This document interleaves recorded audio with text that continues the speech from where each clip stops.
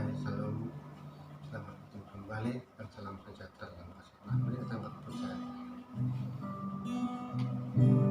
Banyak yang kau perbuat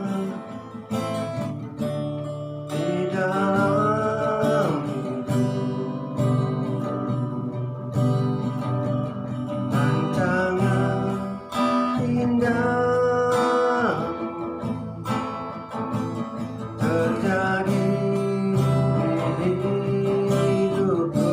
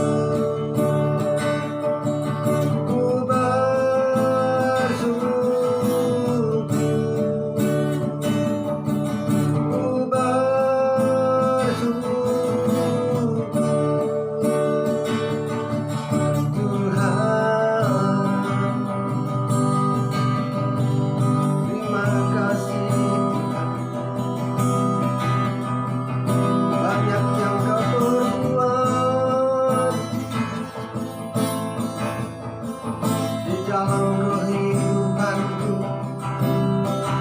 Rancangan sangat indah terjadi dalam hidupku. Engkau yang mengerti Tuhan segala keperluan kami.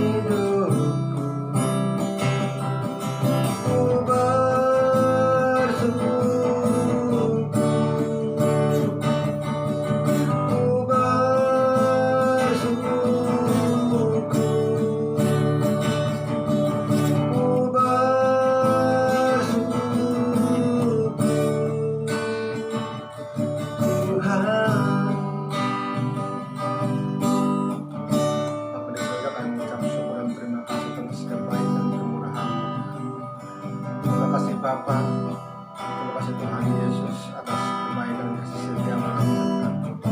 Engkau tidak pernah meninggalkan kami.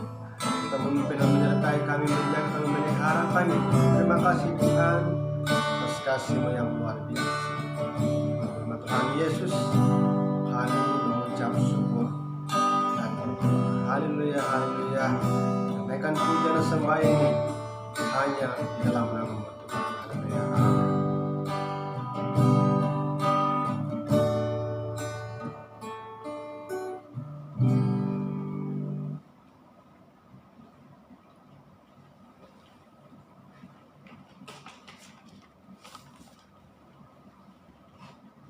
Salam saudaraku yang terkasih dalam Tuhan.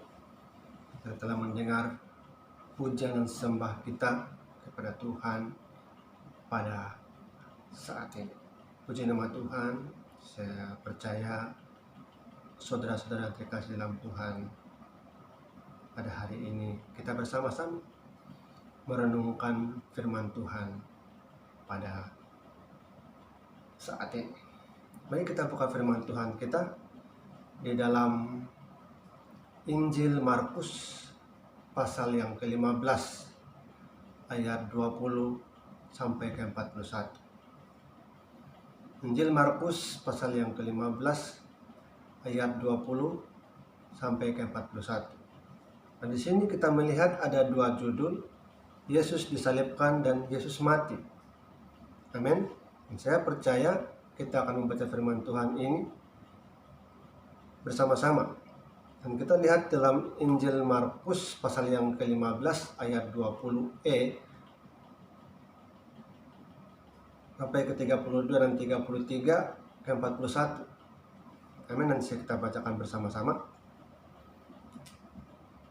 Sesudah mengolok-olokkan dia, mereka menanggalkan jubah ungu itu daripadanya dan mengenakan pula pakaiannya kepadanya. Kemudian Yesus dibawa keluar untuk disalibkan. Pada waktu itu ia lewat seorang yang bernama Simon, orang Kirene, ayahnya Alexander dan Rufus, yang baru datang dari luar kota, dan orang itu mereka paksa untuk memikul salib Yesus. Mereka membawa Yesus ke tempat yang bernama Golgota, yang berarti tempat tengkorak. Lalu mereka memberi anggur bercampur mur kepadanya, tetapi ia menolaknya. Kemudian mereka menyalibkan dia.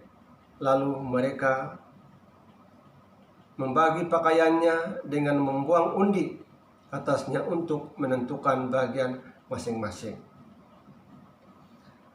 Hari jam 9 ketika ia disalibkan, dan alasan mengapa ia dihukum disebut pada tulisan yang dipasang di situ, Raja orang Yahudi. Bersama dengan dia disalibkan 2 orang penyamun, seorang di sebelah kanannya dan seorang di sebelah kirinya. Demikian genaplah nas Alkitab yang berbunyi, ia akan terhitung di antara orang-orang durhaka. Orang-orang yang lewat di sana menghujat dia dan sambil menggelingkan kepala kepada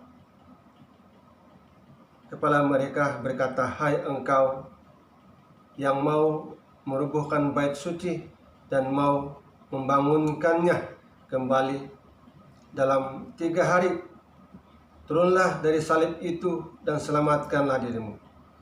Demikian juga imam-imam kepala bersama-sama ahli Taurat mengolok-olokkan dia di antara mereka sendiri, dan mereka berkata, orang lain ia diselamatkan, tetapi dirinya sendiri tidak dapat ia selamatkan.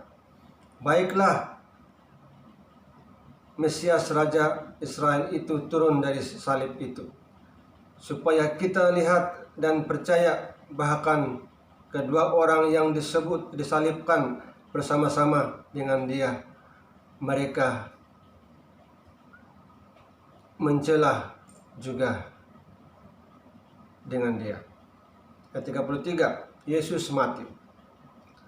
Pada jam 12, kegelapan meliputi seluruh daerah itu berlangsung sampai jam 3. Dan pada jam 3 berserulah Yesus dengan suara nyaring, Eloi, Eloi, lama sabachthani, yang berarti, Allahku, Allahku, mengapa engkau meninggalkan aku? Mendengar itu karena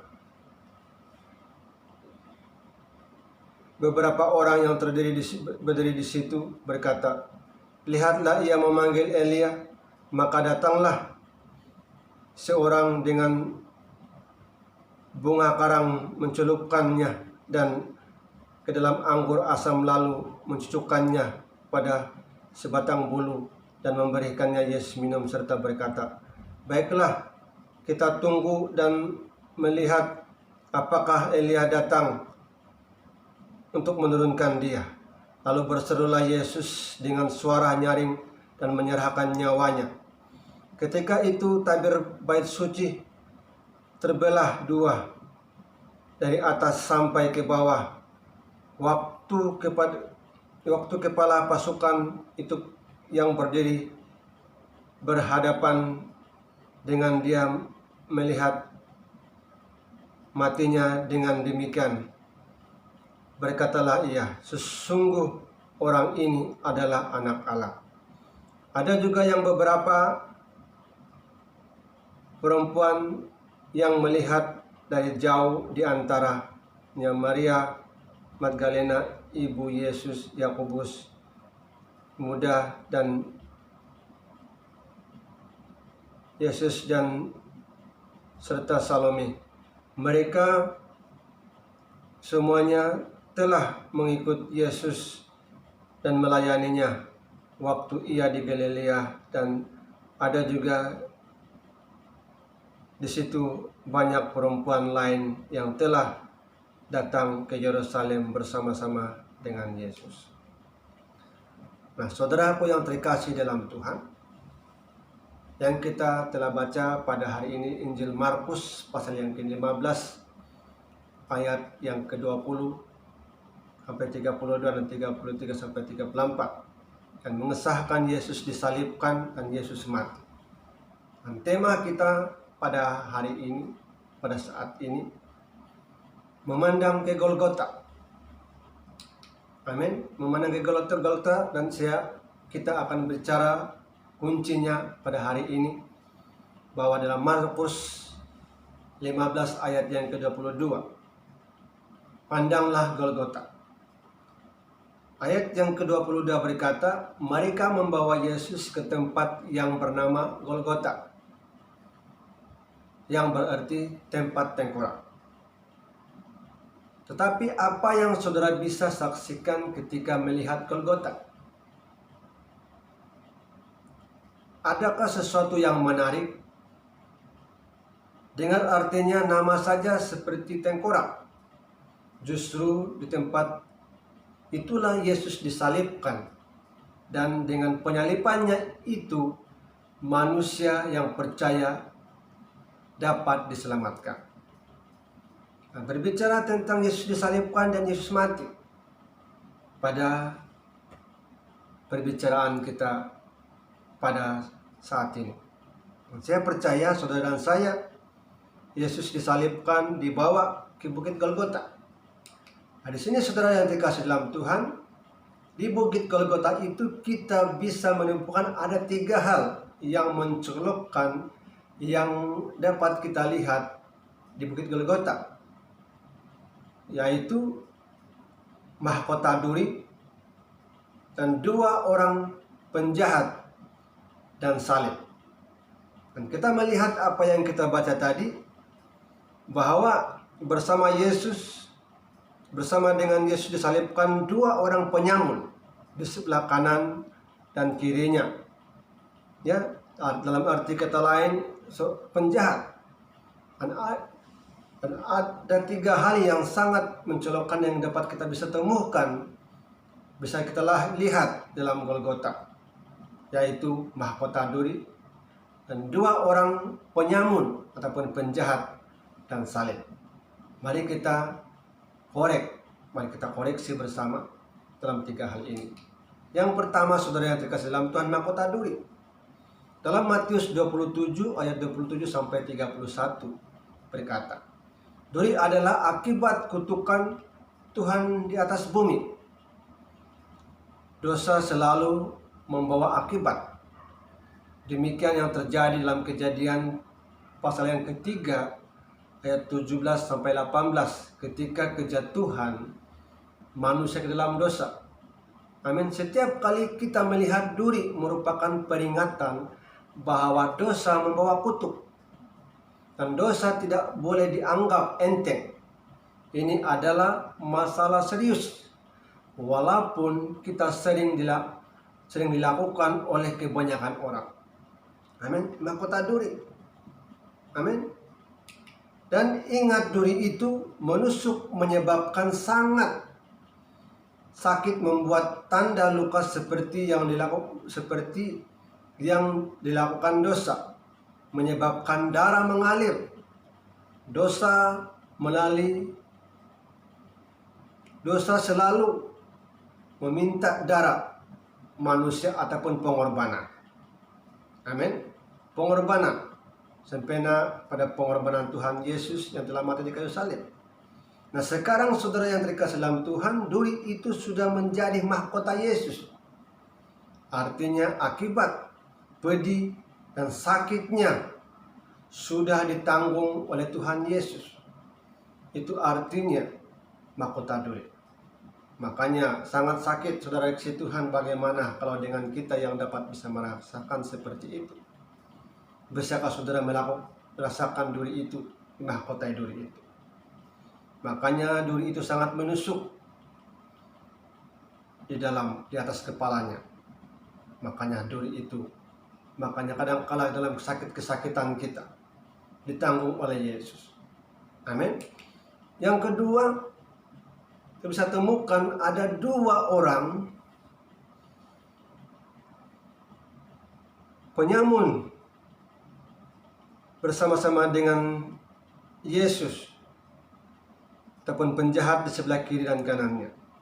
Demikianlah genaplah nas Alkitab yang berbunyi, ia akan terhitung antara orang-orang durhaka. Nah, saudara yang terkasih dalam Tuhan, bahwa di dalam Lukas 23 ayat 33 hingga 43, yang menghina juru selamat dan tidak mau bertobat, mirip dengan dunia sekarang ini, suka menyalahkan orang lain, menurut catatan sejarah, kedua penyamun ini ataupun penjahat ini yang bernama Gestas dan Gemas. Berhati-hati sebab dosa dapat membutakan indera dan perasaan manusia dan perasaan kita, sampai kita tidak dapat bertindak secara rasional dan tidak dapat kenal diri sendiri. Makanya seringkali menyalahkan orang lain, menyalahkan sesiapa saja. Makanya saudara si Tuhan, pada saat ini kita jangan sering menyalahkan orang lain, menyalahkan dosa, menyalahkan Tuhan yang terjadi. Memangnya kita melihat ayat firman Tuhan pada bersama dengan dia disalibkan dua orang penyamun di sebelah kiri dan kanannya. Nah, kita melihat saudara si Tuhan pada hari ini, pada saat ini mendengar firman Tuhan. Dalam Lukas 23 ayat 33 sampai 43, yang menghina juru selamat tidak mau bertobat. Mirip dengan dunia sekarang ini. Suka menyalahkan orang yang menurut dengan catatan sejarah ini, penjahat itu bernama Gestas dan Gemas. Berhati-hati sebab dosa dapat membutakan indera perasaan kita, sampai kita tidak dapat bertindak secara rasional dan tidak dapat kenal diri sendiri. Penjahat yang kedua itu mempunyai hati yang mau bertobat, yang bernama Gesmas. Meskipun sebelumnya sama-sama menghujat Yesus, tiba-tiba sadar siapakah Yesus sebenarnya, dan akhirnya dia mengakui sebagai Yesus sebagai Tuhan dan Juru Selamatnya. Orang yang berdosa mau meresponi Tuhan. Orang yang mau berpikir tentang hari esok dan masa depan. Nah, kedua-dua mereka telah menghujat Yesus di antara di kiri dan kanannya. Satu di antara mereka, apabila engkau menjadi raja, janganlah engkau melupakan aku. Dan dia sehingga mengaku dosanya. Dan Yesus berkata, pada hari ini aku bersama-sama dengan engkau di Petrus. Makanya saudara kasih Tuhan, pada saat ini kita mengaku dosa-dosa kita yang diampuni oleh Tuhan. Makanya saudara kasih Tuhan yang kedua, ini kita percaya di Golgota kita bisa melihat adalah salib Kristus. Seperti mana saudara kasih Tuhan dalam yang poin yang ketiga ini adalah salib. Dalam 1 Korintus pasal 15 ayat 1 sampai ke 11 dan ayat yang ke-12 sampai 33 berbicara tentang salib Kristus. Salib Kristus adalah lambang kekuatan. Salib Kristus adalah lambang kemenangan, bukan kelemahan. Walaupun saudara kasih Tuhan dunia berbicara salib itu adalah kebodohan bagi orang yang percaya, tetapi saudara kasih Tuhan, salib itu adalah kemenangan dan kekuatan bagi orang-orang percaya dalam Yesus Kristus. Amin. Salib itu saudara kasih Tuhan benda yang sederhana, dua batang kayu yang berpala, seperti Injil yang punya dua sisi, yaitu pertobatan dan percaya. Walaupun sederhana, tetapi hasilnya luar biasa. Dan salib itu membebaskan kita dari dosa dan siksaan neraka. Di dalam Roma pasal 1 ayat 16 berkata, amin. Dan saya percaya salib itu memberikan lambang kekuatan buat kita. Bukan kegagalan, tetapi kemenangan buat kita. Amin. Dan saya percaya salib Kristus di antara dua penjahat itu ataupun penyamun, Yesus ada di tengah-tengah. Dan sampai sekarang dia tetap mau di tengah-tengah kita. Demikian kita semua. Yaitu Yesus berada di surga dan di dunia ini. Allah dan manusia adalah, Yesus adalah jalan kebenaran dan Yesus adalah pintu bagi kita. Amin. Di situ kesan mengapa saudara yang terkasih dalam Tuhan, bahwa Yesus berada di tengah-tengah. Seringkali kita bertanya, mengapa Yesus berada di tengah-tengah kita? Itu bertanda, pertanyaan di mana kita pergi, di mana kita berada, di mana saat kita beribadah, Yesus ada di tengah-tengah kita. Dia sentiasa berada di tengah-tengah kita. Amin. Saya percaya saudara Tuhan, mengapa seringkali kita berpikir, mengapa berada di tengah-tengah. Lasna Alkitab firman Tuhan berbicara pada saat ini bahwa demikianlah nas Alkitab berbicara. Bersama dengan dia disalibkan dua penyamun, seorang di sebelah kanan dan sebelah kirinya. Demikian genaplah nas Alkitab yang berbunyi, ia akan terhitung di antara orang-orang durhaka. Tetapi saudara kasih Tuhan, pada hari ini kita melihat bahwa Yesus yang disalibkan itu dialah jalan dan kebenaran hidup. Tapi itu di kayu salib, kedua tangan Yesus terbuka lebar, disalibkan seperti itu. Dipaku tangannya, kakinya yang dimahkotai duri. Di kayu salib, kedua tangan Yesus terbuka lebar untuk kita semua manusia yang berdosa. Dia mau menanggung semua beban dosa dalam hidup kita, asalkan kita mau datang kepadanya. Sesungguhnya kasih setianya yang luar biasa. Amin. Saya percaya saudara, saya kita melihat dia diolok-olok, orang lain dia bisa diselamatkan. Tapi saya percaya saudara kasih dalam Tuhan, setelah kita melihat Golgota dan salib Kristus, apakah kita sungguh-sungguh mengasihi Yesus sebagai Tuhan dan Juru Selamat saudara? Apakah kita sudah siapkan hati kita untuk memberi ruang kepada Yesus dalam kehidupan kita? Nah, setelah Yesus disalibkan, kita sudah melihat ada 3 perkara di situ, bahwa Yesus disalibkan, diejek, diolok, dan kita sudah melihat ada 3 perkara di situ, bahwa mahkota duri, 2 orang penyamun, dan salib Yesus. Nah, kira-kira hari jam 9 ketika ia disalibkan, dan alasannya mengapa ia dihukum disebut pada tulisan yang terpasang di situ, Raja orang Yahudi. Nah, saudara kasih dalam Tuhan, saya percaya saudara saya, kita akan mengamati, merenungkan betapa dahsyatnya pengorbanan Yesus di dalam kehidupan manusia sekarang ini. Sebab itu, setelah Yesus mati di kayu salib, Yesus berkata, Bapa, mengapa engkau tinggalkan aku? Dia berkata, saudara kasih Tuhan, pada jam 12, gelaplah meliputi seluruh daerah itu dan berlangsung sampai jam 3. Dan pada jam 3, berserulah Yesus dengan suara nyaring, Eloi, Eloi, lama sabachthani, yang berarti, Allahku, Allahku, mengapa engkau meninggalkan aku?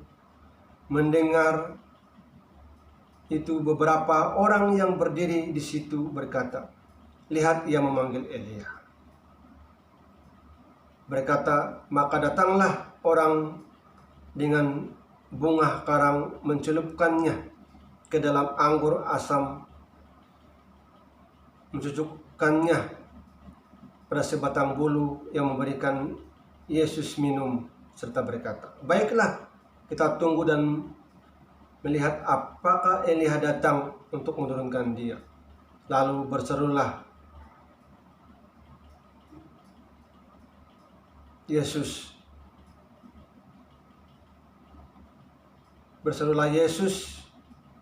dia berkata, Bapa, aku serahkan nyawaku kepadamu. Saudara dalam Tuhan, Yesus berkata, amin. Bapa, apabila Yesus mati, Bapa, kepadamulah kuserahkanlah rohku dan nyawaku. Amin. Kuserahkan. Lalu tergoncanglah, terberalah bait suci sampai ke bawah, sehingga pasukan-pasukan itu berkata, sungguh orang ini anak Allah dan orang yang benar. Amin. Sesudah Yesus berkata demikian dan Yesus mati dan sudah selesai, dan Yesus menyelesaikan dengan menjalani dengan sempurna apa yang digenapkan oleh firman Tuhan. Makanya saudara di dalam Tuhan, peristiwa kematian Yesus dahului dengan kegelapan selama 3 jam. Pada saat suasana yang mencengkam itu, semua mata terarah kepada Kristus di atas kayu salib. Yang kasar dan hina dengan mahkota duri menekam kepalanya, disertai dengan keringat dengan darah. Amin. Sebelum kematiannya, ia mengeluarkan kalimat yang sangat berarti, dan semua mata tercengang memandang dan semua hati cemas menantikan apa yang akan terjadi. Dengan itu Yesus mengeluarkan sebuah kalimat yang sangat berarti, yaitu sudah selesai. Bapa, kuserahkan segala rohku, nyawaku kepadamu. Artinya sudah selesai. Amin. Sebab itu dalam arti dari kalimat sudah selesai, semua ketentuan yang ada di dalam hukum Taurat sudah dipatuhi, sudah ditaati dengan setia oleh Yesus Kristus sampai mati di atas kayu salib. Amin. Apa yang telah dinubuatkan para nabi dalam perjanjian lama tentang Mesias yang akan datang, sesudah digenapi, ia akan mati, menanggung penyakit dan memikul kesengsaraan kita. Amin. Memikul. Dia merendahkan diri sehingga dia mengosongkan dirinya untuk kita semua. Amin. Dalam Yesaya 53 ayat 4-7 berkata, saya ulang sekali lagi, Yesaya 53 ayat 4-7. Tetapi sesungguhnya penyakit kitalah yang ditanggungnya dan kesengsaraan kita yang dipikulnya. Padahal kita mengira dia kena tulak, dipukul dan ditindas Allah. Tetapi dia tertikam oleh karena pemberontakan kita. Dia diremukkan oleh karena kejahatan kita. Ganjaran yang mendatangkan keselamatan bagi kita ditimpahkan keadaan kepadanya, dan dengan bilur-bilurnya kita akan menjadi sembuh. Kita sekalian sesat seperti domba, masing-masing kita mengambil jalannya sendiri. Tapi Tuhan telah menimpahkan kepadanya kejahatan kita sekalian. Dia dianiaya, tetapi dia membiarkan diri ditindas dan tidak membuka mulutnya, seperti anak domba yang membawa kebantaian. Seperti induk domba yang keluh ke depan orang-orang yang menggunting bulunya, ia tidak membuka mulutnya. Ayat yang ketiga, ia dihina dan dihindari orang yang penuh kesengsaraan dan yang biasa menderita kesakitan. Ia sangat dihina sehingga orang menutup mukanya terhadap dia, dan bagi kita pun dia tidak masuk hitungan. Nah, saudara yang dikasihi dalam Tuhan, oleh penyakit kita lah, oleh dosa-dosa kita lah, kesemuanya itu terjadi. Dia ditikam karena pemberontakan kita dan dosa-dosa manusia. Inilah rancangan Tuhan, rencana Tuhan untuk menebus dosa-dosa manusia. Firman Tuhan digenapi dari kitab Yesaya. Amin, saudara. Kalau dahulu saudara kasih Tuhan seperti mana dinyatakan dalam kitab Keluaran pasal yang ke-12, di hari Paskah, mereka akan mengumpulkan keluarga-keluarga mereka supaya tidak akan terkena tulak. Keluaran pasal yang ke-12 berbicara tentang Paskah. Dan pada hari ini Saudara kasih dalam Tuhan Yesus merelakan diri karena dahulu mereka mempersembahkan darah anak domba untuk menghapuskan dosa. Maka kini tidak perlu lagi, karena Yesus Kristus telah membayar melalui darahnya sendiri. Amin, saudara Tuhan. Dalam 2 Korintus 6 ayat 20 berkata, sebab kamu telah dibeli dan harganya telah lunas dibayar. Karena itu muliakanlah Allah dengan tubuhmu. Amin. Wahyu 5 ayat yang ke-9 berkata, dan mereka menyanyikan suatu nyanyian baru, katanya, engkau layak menerima gulungan kitab itu dan membuka meterai-meterainya, karena engkau telah disembelih dan dengan darahmu engkau telah membeli mereka bagi Allah dari tiap-tiap suku dan bahasa dan kaum dan bangsa. Nah, saudara yang dikasihi dalam Tuhan, ini berarti kita telah dibeli dengan lunas, dengan tanpa hutang apapun, dengan lunas. Dan saudara yang dalam Tuhan, bukan hanya satu suku, tapi Yesus membeli kita, menebus kita dari tiap-tiap suku, bangsa, kaum, dan bahasa. Amin. Bab itu saudara dalam Tuhan, tanpa penumpahan darah tidak ada pengampunan.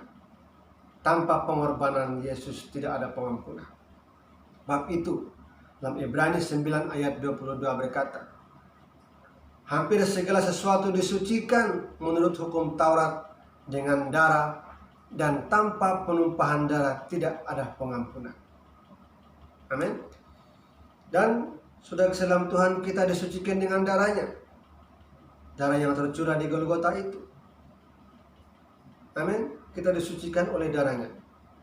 Dalam Yohanes 1 ayat 7 berkata, tetapi jika kita hidup dalam terang sama seperti Dia ada di dalam terang, maka kita peroleh sesuatu persekutuan seorang yang lain, dan darah Yesus anaknya yang menyucikan kita dari dosa, menyelamatkan kita, menebuskan kita, menyucikan kita.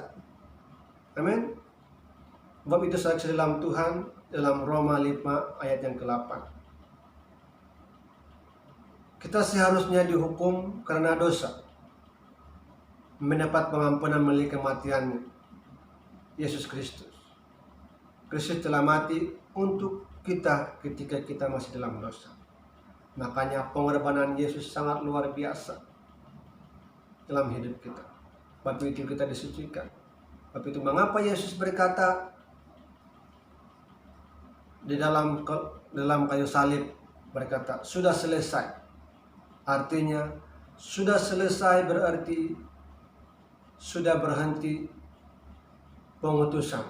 Sudah tidak ada lagi utusan lain yang dikirimkan ke dunia. Yesuslah merupakan yang sulung. Sudah selesai berarti sudah tamat pekerjaan iblis. Oleh kematiannya ia memusnahkan iblis yang berkuasa atas maut. Sudah selesai berarti sudah berakhir kehidupan lama. Kematian Kristus membawa pembaharuan dalam kehidupan manusia. Amin. Salib adalah titik dari kehidupan manusia dan pola hidup baru dan dimulai. Artinya bukan hanya masa lalu kita dinyatakan dan genap, tetapi juga bahwa masa depan kita dinyatakan terbuka selebar-lebarnya melalui kebangkitan Yesus pada hari yang ketiga. Oleh itu, saksi Tuhan, kebangkitan kita akan menyongsong kebangkitan Tuhan Yesus. Ada harapan, ada pandangan baru, semangat baru, kekuatan baru, hidup baru, dan menuju kepada hidup kekal bersama-sama dengan Yesus. Sebab itu, saudara dalam Tuhan, dan saya percaya firman Tuhan yang kita telah bicara pada hari ini supaya marilah kita bersama-sama mengamati apa yang Yesus telah korbankan bersama-sama dengan kita semua. Dia sucikan dan menguduskan kita semuanya. Bapak itu saudara sekalian Tuhan, saya percaya saudara saya diberkati oleh Tuhan, oleh firman Tuhan pada hari ini mengatakan dia menguduskan kita dan menyucikan kita. Haleluya, haleluya. Saya percaya saudara saya diberkati oleh Tuhan bersama-sama. Mari kita bawa satu pujian.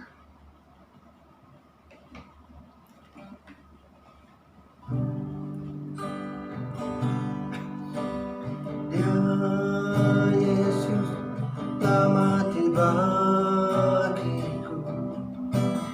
Dia Tuhan selamatkan jiwaku. Bagi Dia pujianku tak dapat ku balas kasih-Nya. Dia angkatku jadi anak-Nya, berdamai dalam hidup. Bagi Dia sembahku, hanya Dia segalanya bagiku. Bagi Dia segala pujian, hormat serta syukur kekal selamanya. Bagi Dia segala pujian, hormat serta syukur lama-lamanya. Mari kita angkat bersama-sama. Ya Yesus telah mati bagiku. Ya Tuhan selamatkan jiwaku. Bagi Dia pujianku tak dapat ku balas kasih-Nya. Dia angkatku jadi anak-Nya, berdamai di dalam hidupku. Bagi Dia sembahku, hanya Dia segalanya bagiku. Bagi Dia segala pujian, hormat serta syukur kekal selamanya. Bagi Dia segala pujian, hormat serta syukur lama-lamanya. Bagi Dia segala pujian, hormat serta syukur kekal selamanya. Bagi Dia segala pujian, hormat serta syukur lama-lamanya.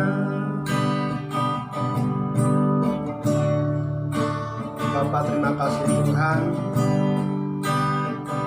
atas kebaikan dan kemurahan-Mu Tuhan. Engkau telah mati buat kami, telah mati menyelamatkan kami. Engkau telah mati menebus kami Tuhan dari lumpur dosa. Terima kasih Tuhan buat pengorbanan-Mu yang sangat luar biasa Tuhan. Tuhan, kami sangat bersyukur memiliki Allah seperti Engkau. Darah-Mu tercurah, Engkau telah sengsara, dicambuk, dipukul, sehingga disalibkan Tuhan. Terima Terima kasih Tuhan, seharusnya kami yang harus disalibkan oleh pemberontakan kami Tuhan, dan kena sakit penyakit kami Tuhan, karena dosa-dosa kami Tuhan. Tuhan Yesus, pada saat ini kami memohon pengampunan, pengurusan daripada Engkau, seperti mana Engkau telah nyatakan firman-Mu pada hari ini Tuhan. Terima kasih Tuhan, terima kasih Bapa. Dan pada saat ini kami meminta ruang, kami serahkan sepenuhnya kepada Engkau ruang hati kami, yang menerima Engkau sebagai Tuhan dan Juru Selamat kami. Terima kasih Tuhan, terima kasih Roh Kudus, terima kasih Bapa, terima kasih Tuhan Yesus, Engkau telah memimpin kami, dan kami akan mengucap syukur dan terima kasih semua. Terima kasih Bapa, terima kasih Tuhan Yesus. Hamba-Mu sudah berhenti berkata-kata, firman-Mu otoritas dalam kehidupan kami. Terima kasih Tuhan, terima kasih. Dalam nama Yesus kami bersyukur dan berdoa.